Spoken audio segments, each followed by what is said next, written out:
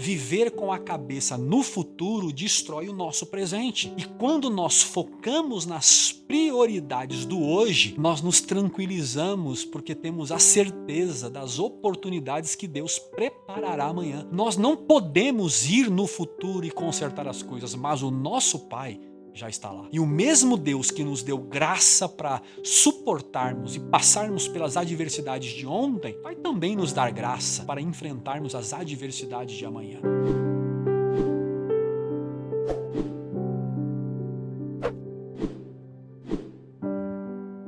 Nós estamos há algum tempo já falando sobre o Sermão da Montanha, isto é, a mensagem de Jesus registrada no Evangelho que escreveu São Mateus nos capítulos 5, 6 e 7. E o trecho do Sermão da Montanha que vamos tratar hoje é sobre a ansiedade. E esse tema ele é tão sério para o nosso contexto que a OMS, a Organização Mundial da Saúde, afirmou que o Brasil tem o maior índice de transtorno de ansiedade no mundo. Só que, embora o Brasil lidere essa lista, a ansiedade ela é um problema antigo e um problema global. Ela atinge a todas as pessoas sem distinção. Então, fica uma pergunta, ou algumas perguntas. Por que Jesus tocou neste assunto? O que estava causando no coração dos discípulos e das pessoas que estavam ouvindo o sermão que os afligiam tanto? E o mais importante, qual foi o conselho que Jesus deu para vencer a ansiedade? Mas antes de nós respondermos a todas essas perguntas, eu quero convidar você para juntos lermos o que Jesus diz em Mateus capítulo 6, dos versos 25 a seguir. Vamos ler juntos? Diz assim o texto: Portanto, eu lhes digo, não se preocupem com as suas próprias vidas quanto ao que é a vez de comer ou beber, nem com os seus próprios corpos quanto ao que vestir. Não é a vida mais importante do que a comida e o corpo mais importante que a roupa? Observem as aves do céu.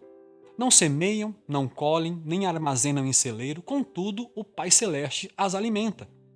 Não têm vocês muito mais valor do que elas? Quem de vocês, por mais que se preocupe, pode acrescentar uma hora à sua vida? Por que vocês se preocupam com roupas? Vejam como crescem os lírios do campo. Eles não trabalham, nem tecem, contudo eu lhes digo que nem Salomão em todo o seu esplendor vestiu-se como um deles. Se Deus veste assim a erva do campo, que hoje existe, e amanhã é lançada no fogo, não vestirá muito mais a vocês, homens de pequena fé. Portanto, não se preocupe dizendo: que vamos comer? Que vamos beber? Ou o que vamos vestir? Pois os pagãos é que correm atrás dessas coisas. Mas o Pai Celeste sabe que vocês precisam delas. Busquem, pois, em primeiro lugar o reino de Deus e a sua justiça, e todas as coisas lhes serão acrescentadas. Portanto, não se preocupem com o amanhã, pois o amanhã se preocupará consigo mesmo. Basta a cada dia o seu próprio mal. Bom, gente querida, no nosso último encontro, nós conversamos sobre a relação que Jesus fez entre Deus e o dinheiro. E Jesus nos alertou que não dá para servir a dois senhores, que não dá para amar a Deus e amar o dinheiro ao mesmo tempo, porque um anula o outro. Quando se honra um, logo se desonra o outro. Quer ver só? Como que você adquire roupa ou consegue comida? Responda rápido. Respondeu? Eu sei o que você respondeu. Você respondeu assim: eu consigo roupa e comida com o meu dinheiro. Tá vendo? Só que Jesus diz no texto que acabamos de ler que não é o dinheiro que garante roupa, que garante comida para nós. Quem garante a roupa e a comida é o Pai que está nos céus. Mas como os homens não confiam nos cuidados de Deus, eles acabam por colocar a confiança e a segurança no próprio dinheiro. e como o dinheiro ele é um Deus instável, hoje se tem, amanhã não se tem mais, como o dinheiro é limitado porque ele não garante a vida de ninguém, quem confia no dinheiro acaba por viver na ansiedade. Por isso que Jesus trata em Mateus capítulo 6 a ansiedade como o desejo de garantir o futuro baseado nas riquezas. Dos versos 19 ao versos 24 de Mateus capítulo 6, Jesus trata sobre as riquezas, sobre o dinheiro. E no verso 25, logo depois, quando ele começa a falar sobre ansiedade, ele usa uma preposição, dependendo da tradução bíblica é por isso ou portanto. E a preposição tem por finalidade conectar um argumento no outro, ou seja, a narrativa sobre dinheiro e a narrativa sobre a ansiedade estão totalmente ligadas uma na outra. Então, o que Jesus está dizendo é que confiar nas riquezas, resumindo a vida no ter, no possuir, vai provocar no nosso coração a tal da ansiedade. Então, em resumo, para Jesus, a ansiedade está na inversão de valores. Isto é deixar de confiar em Deus para confiar nas riquezas. No verso 25 que lemos, Jesus atiça a reflexão, né? Ele convida os seus discípulos e aqueles que estavam o ouvindo a pensarem, perguntando o seguinte: não é a vida mais do que o alimento e o corpo mais do que as vestes? A grosso modo, gente, esta pergunta de Jesus parece não ter sentido nenhum, porque ninguém vive sem comida e ninguém caminha em sociedade sem roupa. Mas não é disso que Jesus está falando. O que Jesus está dizendo é que, ao invés de vivermos em função das coisas, nós devemos viver por uma causa, por uma missão. Então não é o que eu vou conseguir com o meu trabalho, mas o que eu vou construir com o meu trabalho.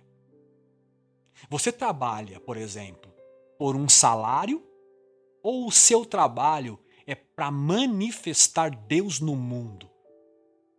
Estas perguntas que Deus vai fazendo aqui nesse texto para levar os seus ouvintes a uma reflexão sobre a inversão de valores.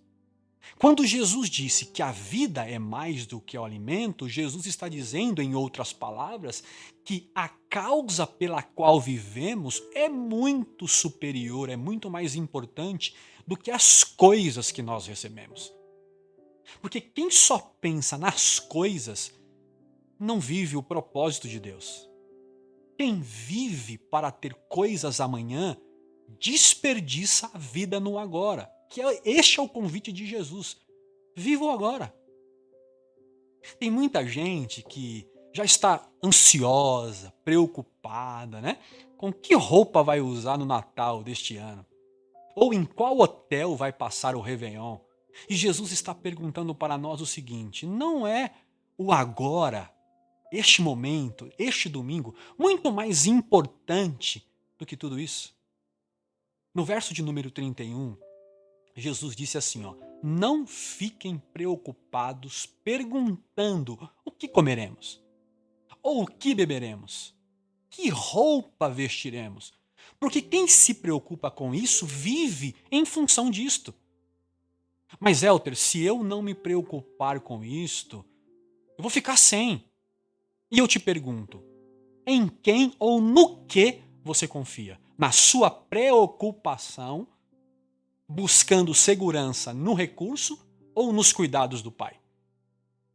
Jesus não está dizendo aqui para você esperar cair do céu. Jesus está convidando a inverter os valores, a inverter as prioridades, que é confiar no Pai e não na suposta garantia do dinheiro, porque isso causa ansiedade no coração.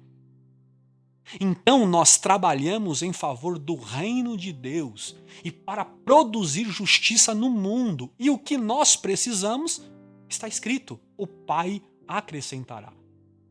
Não é este o registro de Mateus capítulo 6, verso 33? Mas buscai primeiro o reino de Deus e a sua justiça, e as demais coisas, ou estas coisas, as necessidades, serão acrescentadas. O problema é que quem ama o dinheiro, ele se garante nas riquezas. Quando buscam a Deus, o buscam para que Deus acrescente ainda mais já no que eles têm. Mas eles rejeitam o reino e a justiça. Por isso que os cultos de prosperidade, os cultos de vitórias financeiras estão cheios e os corações das pessoas estão vazios. É por isso que tem tanta gente buscando a Deus para receber e poucas pessoas se relacionando com Deus para ter uma vida de doação. Agora fica uma pergunta aqui. Jesus estabeleceu a prioridade em Mateus 6,33. E qual tem sido a sua prioridade? Garantir o seu patrimônio ou ganhar o reino de Deus? Você trabalha só para comer ou trabalha para que o reino de Cristo, o reino de Jesus, seja manifesto no mundo através do seu trabalho, da sua dedicação? Entenderam o porquê nós estamos tão ansiosos? Porque nós estamos empenhando todas as nossas forças para conquistar aquilo que o Pai já nos deu. Quem trabalha para si, para ter o que comer, o que beber e o que vestir, vai conviver com a ansiedade. Mas quem trabalha promovendo o reino no mundo, promovendo a justiça de Deus na terra, descansa na provisão do Pai. Por isso que, para Jesus, quem reduz a vida para ter, para consumir, é uma pessoa sem fé.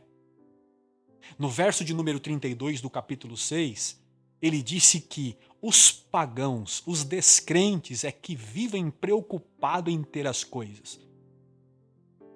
Só que um homem e uma mulher de fé, primeiro busca a justiça, busca o reino, porque sabem que as demais coisas o Pai acrescentará. Então, o convite para você hoje, para sair da ansiedade, é parar de se preocupar com qual é a melhor profissão, a que dá mais dinheiro, a que me dá um melhor salário. Para que nós procuremos uma melhor profissão para que, promovendo o reino e a justiça de Deus, no dia a dia, o próprio Deus nos garanta o nosso salário. Isto que é inversão de valores que o Pai espera de nós. Não é viver para comer, beber e vestir e viajar. É primeiro o reino e a justiça. Deus precisa ser visto através de nós em qualquer lugar que estivermos, seja no trabalho, na escola, entre amigos, na família. Mas, Elter, e o que eu preciso? Eu já disse, descanse. O Pai está cuidando de vocês, porque o Pai já sabe o que vocês precisam. No verso 34 do capítulo 6, Jesus diz para não ficarmos preocupados, ansiosos quanto ao dia de amanhã. Já dizia a sabedoria popular que o amanhã a Deus pertence. E sabe, gente, eu tenho ouvido muito isso da fé nos últimos dias. Quando a gente senta para conversar sobre a igreja, sobre a família, sobre finanças, sobre saúde, sobre os desdobramentos da vida, vira e mexe a fé me diz assim: amor, vamos viver o hoje, vamos viver o agora. Amanhã Deus proverá, Jeová Jireh. Em outras palavras, a fé está verbalizando a mim o que Jesus disse aqui. Viver com a cabeça no futuro destrói o nosso presente. E quando nós focamos nas prioridades do hoje, nós nos tranquilizamos porque temos a certeza das oportunidades que Deus preparará amanhã. Eu não estou no futuro, você não está no futuro. Nós não podemos ir no futuro e consertar as coisas, mas o nosso Pai já está lá. E o mesmo Deus que nos deu graça para suportarmos e passarmos pelas adversidades de ontem e as de hoje, vai também nos dar graça pelo seu Espírito para enfrentarmos as adversidades de amanhã. Então o foco da fé cristã é o hoje. É o agora, é na missão do reino e da justiça. Portanto, gente, valorizar a vida e o corpo, priorizar o reino e a justiça é viver o hoje para a glória de Deus. Sabe o que é priorizar o reino de Deus? É se preocupar menos com o futuro da sua família e estar mais presente no dia a dia deles. Até porque o futuro da nossa família depende desse presente chamado hoje. Priorizar o reino é amar o próximo, é celebrar a cada amanhecer, é agradecer pelo pão que o Senhor nos deu, é esquecer um pouco a segunda-feira e aproveitar o domingo, aproveitar o agora, o almoço, o café da tarde, uma TV com a família, um bate-papo. É isto que o reino de Deus nos convida. Porque, gente, o reino de Deus não é um império. O reino de Deus é um convite a um novo estilo de vida. E o estilo de vida segundo Jesus. E isto dinheiro não compra. Isto dinheiro não promove. Por isso que muita gente pautada nas suas riquezas não encontram o reino. E por isso vivem ansiosas porque o dinheiro não promove aquilo que é mais importante para o coração. Essa semana eu assisti ao depoimento de um jogador de futebol milionário que perdeu a sua mãe. Ele disse para o repórter: minha mãe ficou internada 12 dias e faleceu. E de que adiantou o meu dinheiro? Eu tinha, ele dizendo, o dinheiro que podia, mas eu não consegui salvar a minha mãe. Por isso que Jesus disse: a vida é mais do que o alimento e a vida é mais do que o dinheiro. Então, seja cauteloso, seja cautelosa quanto ao seu futuro, mas não viva em função dele. Projete, faça planos, mas lembre-se de Provérbios capítulo 16, verso 1, quando o monarca Salomão disse: o coração do homem pode até fazer planos, mas a resposta está na boca de Deus. Então, confie no Pai e descanse nele, porque os acréscimos de Deus são muito mais valiosos do que os acúmulos dos homens.